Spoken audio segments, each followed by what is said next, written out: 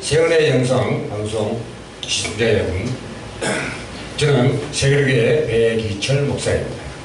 찬양 사역의 가장 무서운 함정이라는 제목으로 역대상 9장 34절로 칼럼을 하고자 합니다. 음악을 왜 해야 할까?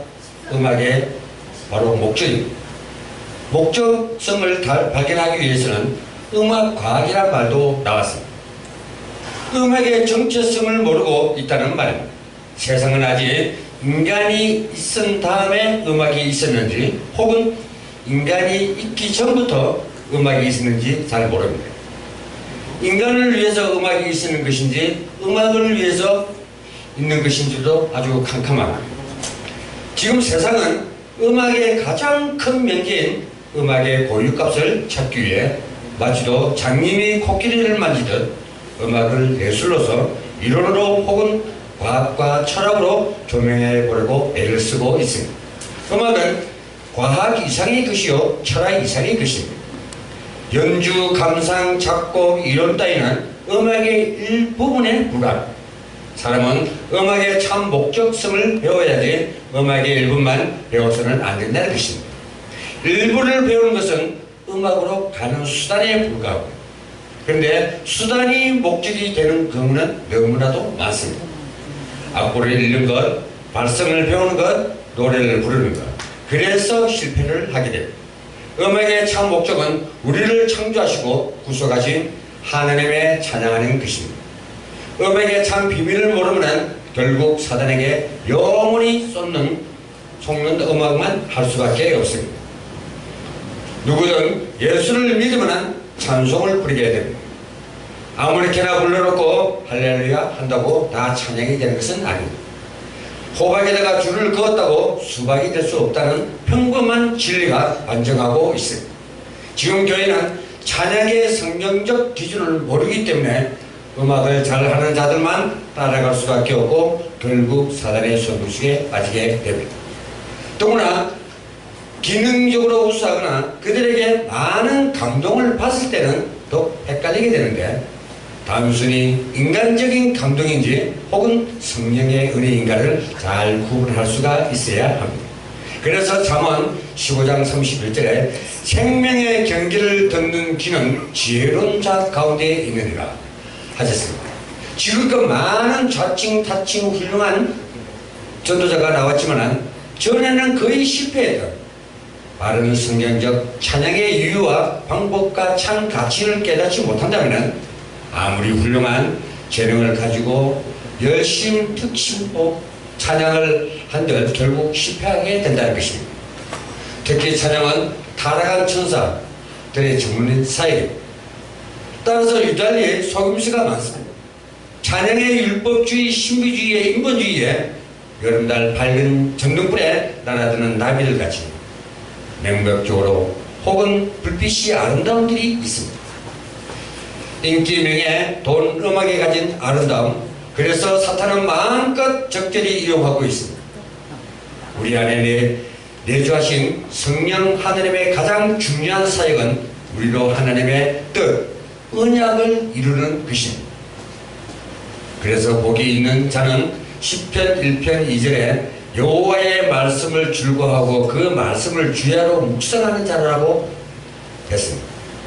찬양자는 먼저 참된 복음의 진수를 깨달아야 할 것입니다. 사실 은혜만 받아도 찬양하고 싶은 마음이 듭니다. 또 전도하고 싶은 생각도 생깁니다. 그러나 참으로 하나님의 기뻐하시는 찬양이 어떤 것인지를 아는 것이 더 중요합니다.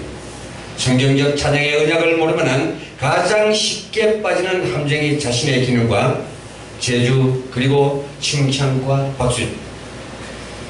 이미도 어릴 적부터 길들여진 엄마 앞에서 짝짝꿍 있지 않습니다. 곧 사람 앞에서 인정받고 높이를 받고 싶어하는 이기심과 교만인 것입니다. 지금 예배당 안에서도 행해지는 많은 찬양들이 이런 버리장머리 없는 찬양으로 가득 차 있습니다. 찬양은 하나님께 드리는 예배인 줄을 다 알고 있습니다. 나를 위해 죽으시고 부활하신 하나님께만 최상의 영광을 드리는 경배가 되어야 합니다. 그런데 경배하다가 보면 어느새 내 기분이 더 뜨고 내 영광을 구하는 데 빠지게 된다는 사실.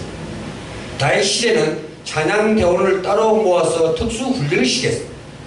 본문 대상 9장 33절에 보면 또 찬송하는 자가 있느니 곧 레위 족장이라 저희가 골방에 거하여 주야로 자기 직분을 골몰함으로 다른 일은 하지 아니하였더라 하였습니다. 어느 수준만큼 훈련을 받았을까? 역대상 25절 1절에 보면 다윗이 군대 장관들로부터 더불어 아삭과 헤만과 어두둔의 자손 중에서 구별하여 섬기게 하되 수금과 빗보와 재금을 잡아 신령한 노래를 하게 하였으니 여기에 신령한 노래라는 말은 예언하도록 되었다는 그런 의미입니다. 하나님의 뜻을 깨달아 선포하는 계시의 노래요 말씀의 대면하는 의미입니다. 그래서 다윗의 찬양사에 있던 헤만이나 여두운 아삭 같은 이들은 왕의 선견자로 불렸습니다. 10편 69편 30절 31절에 보면 구약시대에 제물로 드렸던 황소보다 하나님을 더 기쁘게 하는데 예배의 가치로 드려졌습니다. 참 찬양의 비밀을 아는 자가 찬양할 때 성령께서 역사하십니다.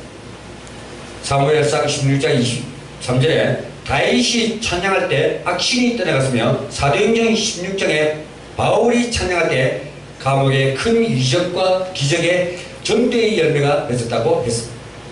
시편 21편 26절에서는 마음이 치유되는 능력도 나타났고 여호와를 찾는 자는 그를 찬양할 것이라 너희 마음은 영원히 살지어다 했습니다. 그래서 찬양의 바른 가치를 모르도록 많은 함정을 파놓던 많은 찬양 사역자들이 여기에 속고 있습니다. 오늘에만 그랬던 게 아니겠습니다.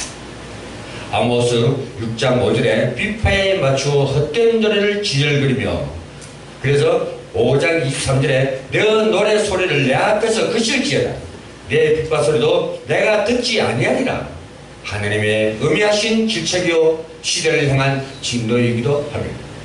어떤 교회는 복음도 없는 연예인들을 데려다가 찬양을 부르게 하고 목청 좋은 성악가들을 불러 교회의 큰 행사를 시장하기도 합니다.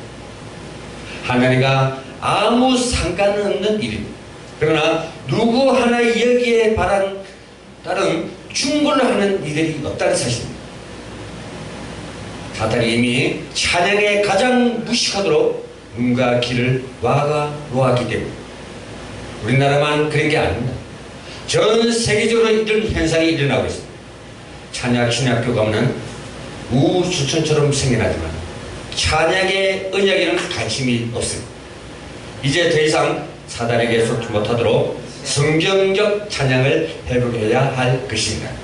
시청자 여러분 대단히 감사합니다.